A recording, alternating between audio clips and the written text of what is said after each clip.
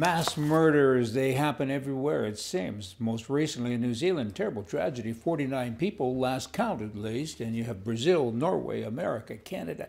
It happens everywhere. Wherever there's gun deaths, the Liberals, of course, want gun control. They want to take all of the guns away from everyone who didn't do it. All of the same people, because you can't be sane when you're going out killing so many people, okay? But whenever there's gun deaths, I carry a gun more often in the United States because some crazy guy might start shooting up a restaurant or something, and you want to be ready for it. It's funny how we all think differently. I mean, the left thinks, take all the guns away from everybody, as I've said, and people like me think, let's carry a gun more often because it's not safe out there. My wife and I went to church just the other day, and I carried a gun. I mean, some crazy guy's going to walk into the church. This was a day or maybe two after what happened in New Zealand, and I mean, it's a Protestant church, and I thought, wow, maybe today somebody's mad at Protestants. I mean, you know what? You got to be ready. Kind of think of an airbag in a car. I mean, when is the last time an airbag exploded in your face? Or mine? It never has happened, but it's sure nice to know that it's there if I'm in a position or in an accident and boom, could save me. It's kind of like a gun.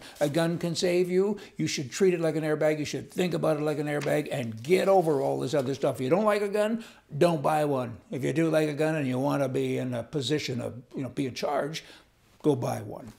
New York Governor Cuomo, he's a commie, this guy. I mean, this is what he says. How ludicrous, how crazy is President Trump when he says the teachers should be armed? Really? He said the teacher is a good person and a bad person comes into the classroom and now there's going to be a shootout in the classroom if the teacher's armed? That is crazy. I mean, really, really ludicrous and crazy. This is what he says, right? I mean, he mocked any suggestion of allowing teachers to be armed to defend themselves and their students. Wow, let's have a moment of silence for that one. I get it, Governor, you don't like guns. I guess you don't like kids either. I mean, you need to be in a position that you can protect people. Good people don't do bad things. You know how many NRA people murdered somebody yesterday? How about none? I mean, come on. I mean, teachers in some places, I know I think it's North Carolina, have a 5% raise more than other teachers if they'll take all the proper courses and carry a gun. I mean, I carry a gun all the time, and nobody even knows I carry a gun because if some nut job comes up, guess what? It's kind of the great equalizer. Boomity, boomity, boom, boom. Goodbye, bad guy. And I mean, and you got a governor saying, no, come on, I want signs up that advertise that we're a gun-free zone and that we're dumb. Boy, oh boy. Trump, he knows the stuff. I mean, his attitude is interesting. You know what? He's not the best messenger, but he's got the best message. He certainly does. And he's creating jobs for Americans. You got Chrysler now, they're reopening a big plant in Detroit, investing $1.6 billion. And what is that? I know. Hang on. Here it is. 6,500 new jobs. And that's in response directly to the tariffs that is bringing manufacturing jobs back. And you watch Detroit. Detroit used to be 2.2 million people or something, and I think last I heard it was 700,000 people, lots of empty buildings. Some people have been going there for the last 2 years since Trump got elected, and they're buying property because you can buy houses there for $5,000, lots, and you can buy big empty buildings for nothing. You can buy high-rise buildings for like 50 grand. I mean, it's quite incredible, right? That's changed now over the course of the last 2 years. Trump's going to put them all back to work. You're soon going to see Detroit rocking again, in my humble opinion. We got some left-wing students here who are blaming, is it Chelsea, what's her name? Clinton, the Clinton girl. They're blaming her for the terror attack at Christchurch in New Zealand because she condemned somebody for doing something. I mean, really, it's her fault?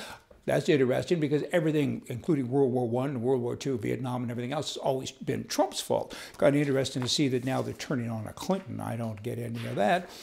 I can fix this border problem in the U.S. because I know stuff. I'm much smarter than I look, okay? Let me share with you. What you do is you redeploy all of the people that are down at the border, those tens of thousands of guys with the guns and everything else. You don't redeploy them. You send them home. You don't need them anymore.